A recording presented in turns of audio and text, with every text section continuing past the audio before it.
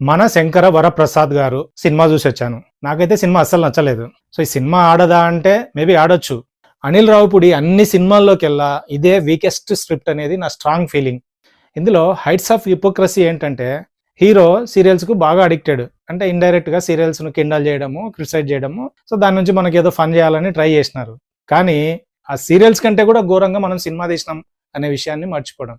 ఇంకా స్టోరీ విషయానికి వస్తే ఇంటెలిజెన్స్, రా agent, national security officer Varaprasad అంటే చిరంజీవి గారు, ఇండియాలోనే టాప్ బిజినెస్ ఉమెన్ శశిరేఖ అంటే నయనతార, వీళ్ళిద్దరూ ఒకరినొకరిని ఇష్టపడతారు, లవ్ చేసుకొని పెళ్లి చేసుకుంటారు.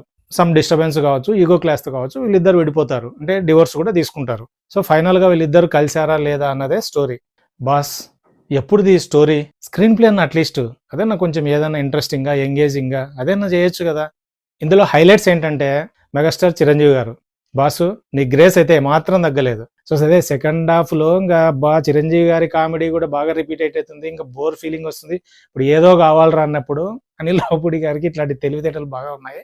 అప్పుడు వెంకీ గౌడగా విక్టరీ వెంకటేష్ ఎంట్రీ, అది సాయిరామ్ అనిపిస్తుంది సినిమా నుంచి బయటకు వచ్చేటప్పుడు. ఇంకా నచ్చని విషయాలు, నయనతార క్యారెక్టర్ ఉంటుంది. ఆ అమ్మాయికి వాళ్ళ ఫాదరు ఒక మ్యాచ్ తీసుకొస్తాడు. సో ఎవడైతే వచ్చిన వాడు ఉన్నాడో ఆ అబ్బాయికి హార్ట్ అంటే మనసు లేదని ఆ మ్యాచ్ని రిజెక్ట్ చేస్తుంది ఆమె. ఓహో ఈమె మనసును బాగా ఇష్టపడుతుంది, సో ఈ మనసుతోనే చిరంజీవిని ఇష్టపడుతుంది, ఇద్దరు పెళ్లి చేసుకుంటారు. అక్కడ మొదలు పెడితే టిల్ ఎండ్ వరకు ఆమెకి ఎక్కడే కానీ మనసు అనేది ఉన్నట్టే మనకు కనపడదు. నెక్స్ట్ ఓపెనింగే మనకు సినిమాలు ఏంటి, నయనతార చిరంజీవి గారు ఇద్దరు డివోర్స్డ్. ఇప్పుడు ఏంటి వీళ్ళిద్దరు గెలవడానికి ఎలాంటి సీక్వెన్స్ ఉంటాయి, ఎలాంటి సిచ్యువేషన్స్ క్రియేట్ అవుతాయి, సో వీళ్ళల్లో ఎలా ట్రాన్స్ఫర్మేషన్ వస్తాయి ఎంత మనం ఎక్స్పెక్ట్ చేస్తుంటాం. ఇవేముండవు సినిమాలో. ఒకటే ఒక ట్రాక్ రన్ అవుతుంటుంది. అదేంటి, చిరంజీవి గారు నయనతారను ఇంప్రెస్ చేయడానికి ఏదో ఒక సిచ్యువేషన్ రావడం, సో మనవాడు ఏదో చేయడము, అరే ఇదేదో పాజిటివ్గా వర్కౌట్ అవుతుందిరా అనే టైంలో మనవాడి నోటి దూడ వల్ల అది మొత్తం రివర్స్ కావడము. ఇంతే సినిమాలో మొత్తం ఇవే సీన్లే రిపీట్ అవుతుంటాయి. నెక్స్ట్ నయనతార క్యారెక్టర్ మనకి ఎలా ప్రొజెక్ట్ చేస్తారు, ఇండియాలోనే టాప్ బిజినెస్ ఉమెన్, చాలా స్ట్రాంగ్ ఉమెన్, ఇండిపెండెంట్ ఉమెన్ అనేలాగా మన క్యారెక్టర్ బిల్డ్ చేస్తారు.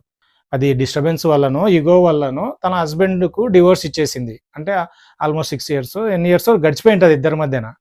సో ఇలాంటి ఆమె మళ్ళీ మన వాడిని ఎలా యాక్సెప్ట్ చేస్తుంది అనేది మనకు ఒక క్వశ్చన్ అయితే రైజ్ అవుతుంటుంది. సో దానికోసం మనం చూస్తుంటాం.